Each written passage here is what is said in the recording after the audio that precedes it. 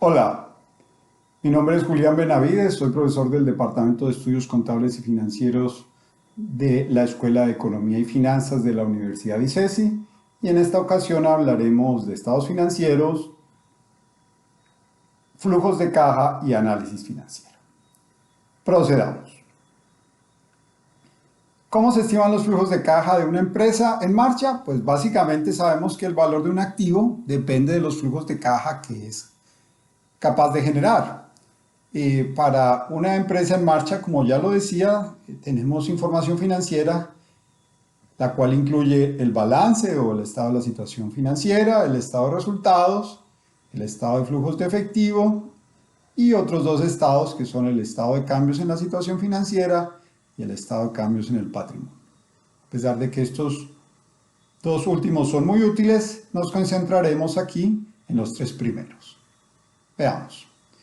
El balance es una foto del último día del periodo reportado, donde en el lado izquierdo se encuentran registrados los activos, las inversiones de la empresa, en orden de liquidez, el más líquido en la parte superior, usualmente, y el menos líquido en la parte inferior.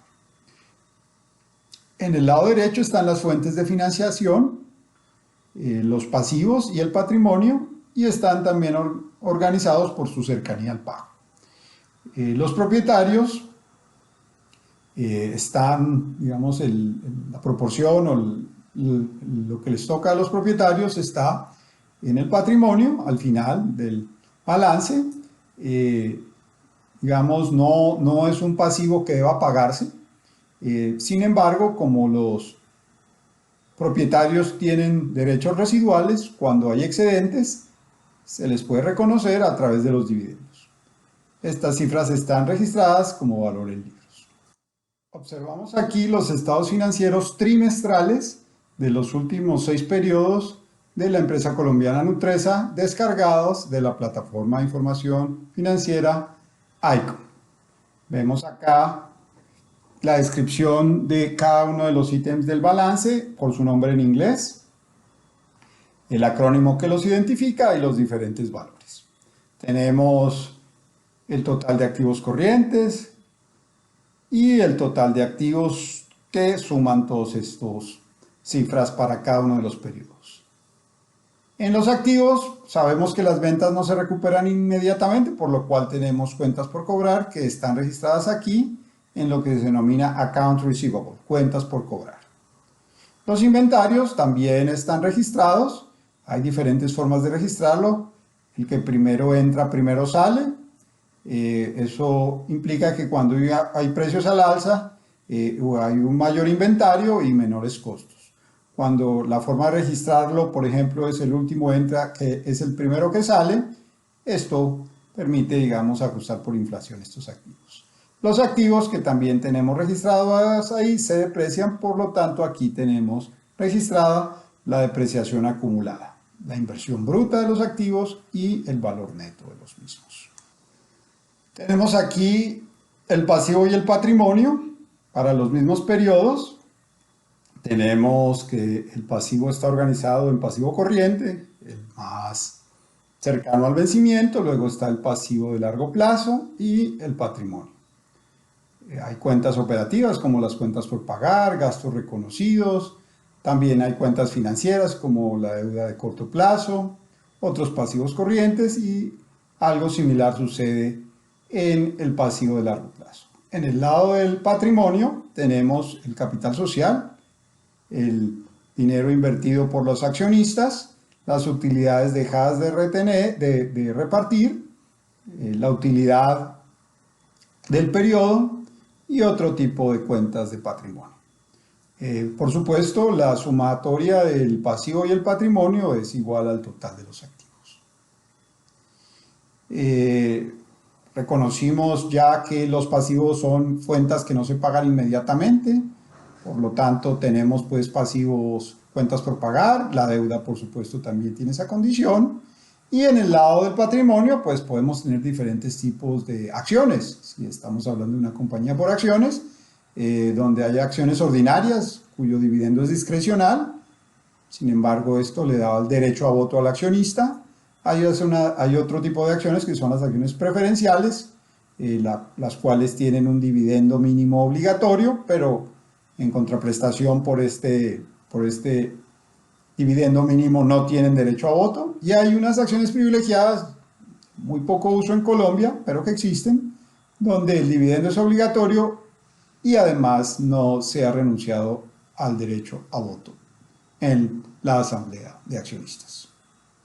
Tenemos aquí el estado de resultados de Nutresa. Recuerden que el estado de resultados registra los ingresos y egresos de la empresa durante un periodo de tiempo. En este caso estamos hablando de trimestres.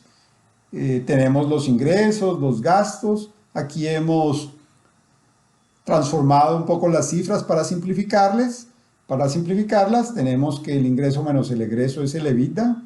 El EBITDA es la utilidad operativa antes de intereses, impuestos, depreciaciones y amortizaciones, una cifra muy importante. A esta le restamos la depreciación y la amortización y tenemos ya la utilidad operativa, a la cual le descontamos los intereses, otros descuentos o ingresos, y tenemos la utilidad antes de impuestos, a la cual le descontamos el impuesto, el pago de impuestos.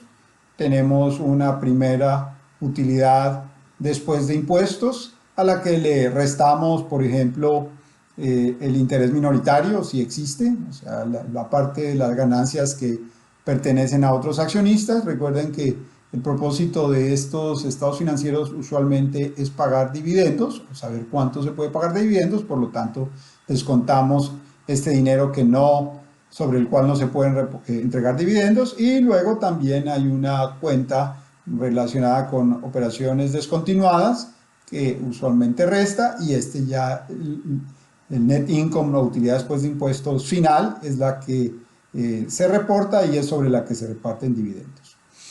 Tenemos, por ejemplo, aquí un indicador financiero muy importante, que es el margen EBITDA de la compañía. Fíjense, muy estable, alrededor de 14, y es básicamente lo que resulta de dividir los egresos entre los ingresos. Y finalmente tenemos una cifra que no hace parte del estado de resultados, está por supuesto relacionada, que son los dividendos pagados en ese periodo. Continuemos. Ya hemos dicho que el estado de resultados refleja los ingresos y egresos de un periodo, es una contabilidad de causación, y tiene la particularidad de que incorpora partidas que no implican salida o entrada de efectivo, por ejemplo, la depreciación y amortización. Por lo tanto, cuando estimemos los flujos de caja, tendremos que corregir por esta condición.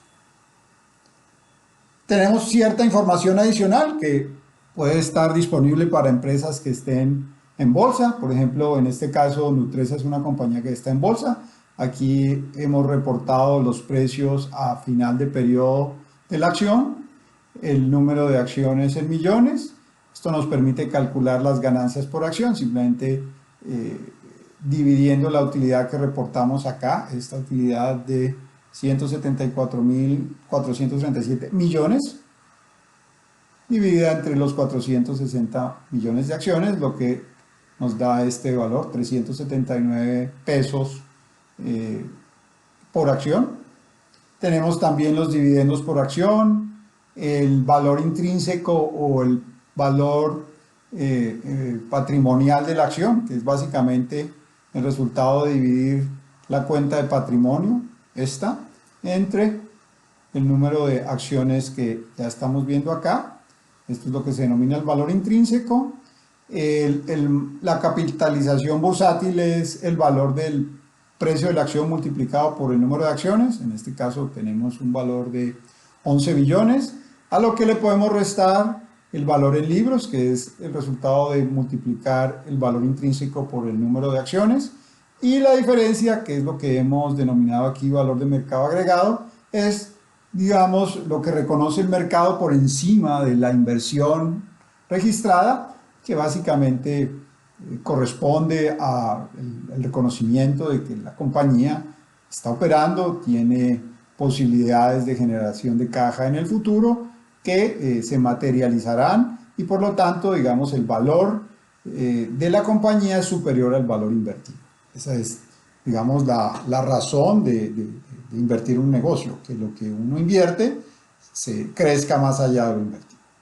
También estamos aquí hablando de un par de múltiplos, los múltiplos más conocidos. El primero es la relación precio-ganancia, que básicamente es dividir el precio, 25.780, entre las ganancias por acción.